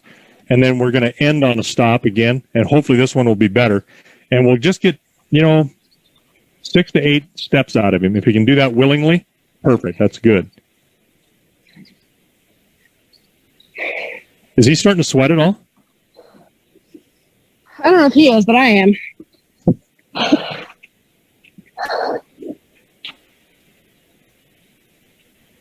Yeah, under his pad. Yeah, I thought so. That's okay. That's good. He's got some emotional work going on here. So just at will, whatever you want to do. Let's just move him around, use the length of the arena. Lots of turns back and forth so you're not just wasting your time going forward. And then just adjusting him, just controlling every moment of his movement. And that's going to be really good. Oh, now look at that. Uh-huh. Whenever you, and we're going to get to that. I wasn't going to do that yet, but when you get to it, and before you ever start driving him like this, have him back up a few steps. The same thing when you get on their back. But he did that for you, so that's good. So praise him. Now, one of the things that these horses will learn to pick up are directions, and you can start to tell them, and they'll start to move in the shafts for you. So when you go right, it's G. G. Okay. So instead of saying, turn right, or right, it's G. G. On the when you want them to turn to the left or the turn to their near side, it's ha. So G and ha. A little sip of water.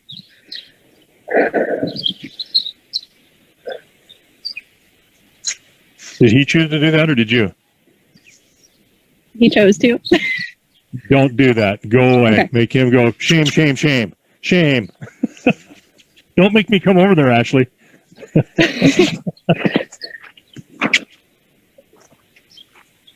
There you go. Good. Move. Good boy. There you go. Good, good, good. Better.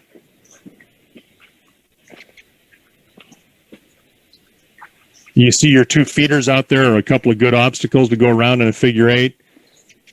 Back and forth. Something to turn. And then just turning him without him knowing you're going to do it, but him responding is super important. Because he needs to respond to you no matter what.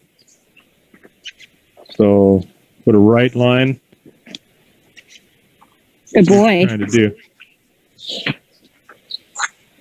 There you go. That's better. Now we got some forward motion. Now what we're going to try to work on, because we've worked on a lot of real gross motor skills here, is try to just bump his mouth around a little bit instead of really pulling on it. Just try to bump it. Bump, bump, bump. You know how when I flick my fingers in the rein to try to get a turn out of it. There you go. Good. Good boy.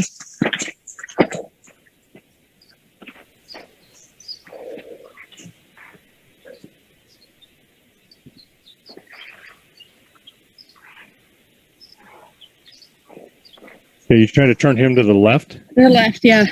Yeah, grab that line and pull his head and pop his head around there if you need to. He's just sulling up on you.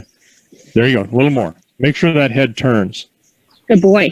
Don't worry about popping him now, because I think you got plenty of room. He just needs to get the turn. And once he starts to turn, then drive him with your voice.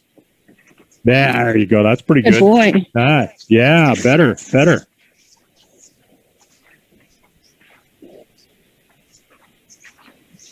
Let's keep floating back to the rail, but I don't want to. Good.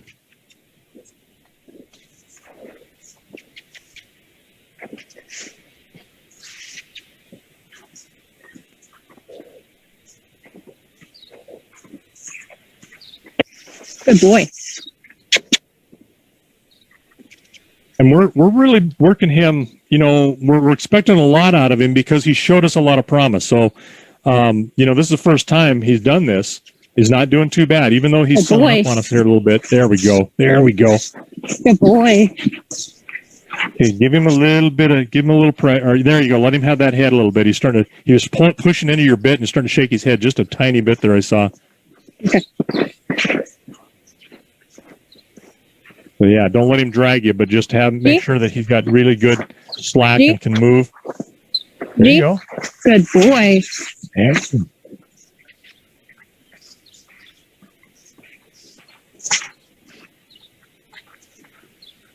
What's the word for left? Ha. Okay. G. Good boy.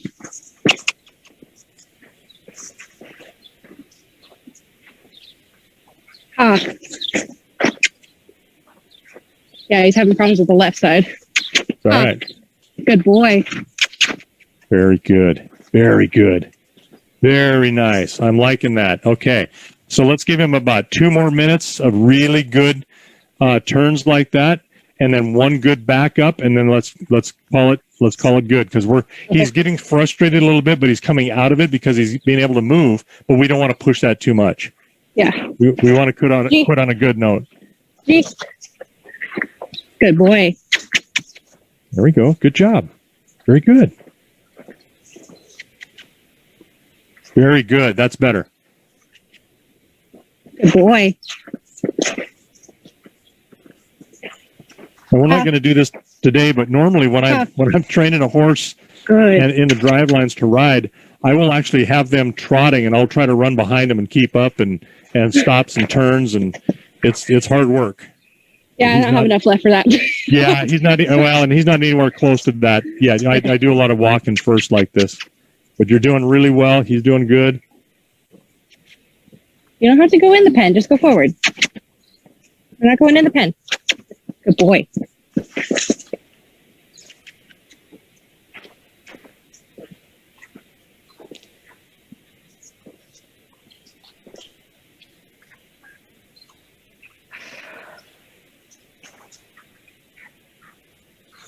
Yeah, he's trying to work his way back towards the gate. So there you go. Good. Turn that right line and then pop him. You're doing exactly the right thing. There we go. Keep Good going. boy. Good boy. Good boy. Very good. You're shaking that head. He's frustrated. It's all right. Learning is hard.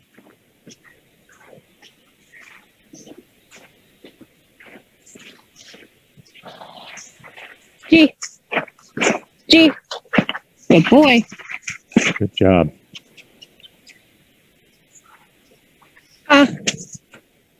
Good boy. Good. Good boy.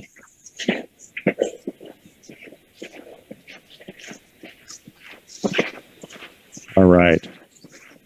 I think if you can take him down the rail here a little bit and then back him up and get, 4 to 8 steps out of him, fantastic. And then I think we've done our thing for the day.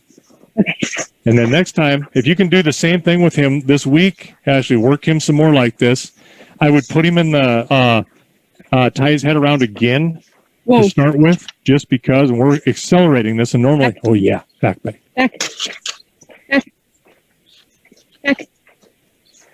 Very good. Keep going, girl. Keep going. You're doing it. Good boy. I call it right there. Whoa.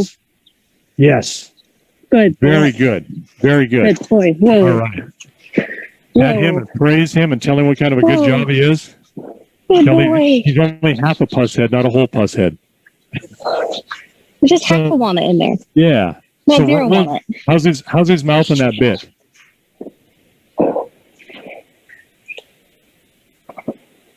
His tongue is still underneath it now. Excellent. Okay. Yeah. Didn't look like he was moving it much, but all right. So when you work him Thursday, tie him around so he's moving. Don't spend a lot of time on it, as long as he's giving to that bit really well by tying him where you've got your inner tubes on. Do that on each side and then drive him. Just do what you're doing, and before you start to drive him forward, see if he'll back up for you. We've got to make sure he backs up and stays backed up. So that's going to be important to do that as well. And then what we'll do, if you have a good success, just text me when you're done, Thursday, Friday, or whenever, and let me know how he did. And if he did well, then what we're going to do next time is we're going to start dragging some poles behind him. Okay. And actually alongside of him. What we're going to do is tie the fronts together so that the fronts come up just above a hair above his breast collar ring there, or above the pack board. We'll just kind of put a piece of twine between them so it lays over in front of that front D, and then we'll just let them drag behind him. We won't even tie them together. One of them will be against his side. The other one will be kind of hanging out at a 45-degree angle or so as he turns. But we're going to get him used to just turning back and forth with pressure on his side. And we won't back up much because we can't. But that's why we want to work that out ahead of time so we can depend on it when we need it. But then we're gonna put him in those poles, and if he does really well with that, then we'll tie the ends of them so that they're parallel and stay parallel next Monday and see how he does. And if he does great, then we'll continue to drive him until James is ready with that stone boat. And we got a metal guy that's got everything hooked up, and we'll be good to go.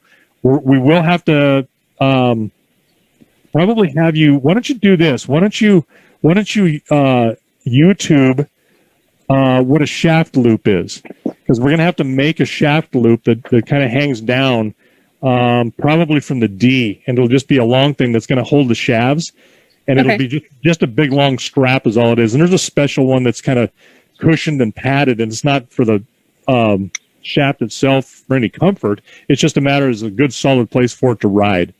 So we're going to have to kind of build some shaft loops, and then we're going to just use the rubber bands as traces or trace carriers. And, I think we're going to have some success with this. This is going to be fun. But let's get also his breast color adjusted up, and we'll be off to the races. A lot for you to do. Looks like his pad is starting to slip out the back, isn't it? Yeah. Yeah. Saddle pads and of course, pack pads nothing ever slips forward that goes with the hair. And there's nothing more aggravating than having a nice load on a horse and everything is good, and all of a sudden you see that pack pad start moving. You're like, oh God, now I got to undo the whole thing, Yeah. All right, you should feel good about this. You really should. I do. Yeah, a lot of stuff he's done really well. You've done well. This is a really super good place to stop, and I know we've exceeded our time by like a half an hour, and I apologize, but this is such an important step. And it's really good to stay on it. That this is really, really important, and I appreciate you going along. Good. I appreciate your time for this too. Oh yeah. No, we're good. And let me know how it goes Thursday, and then we'll see you next Monday. Okay, sounds good. See you, Brandon. All right. See you later. Be good. We'll try.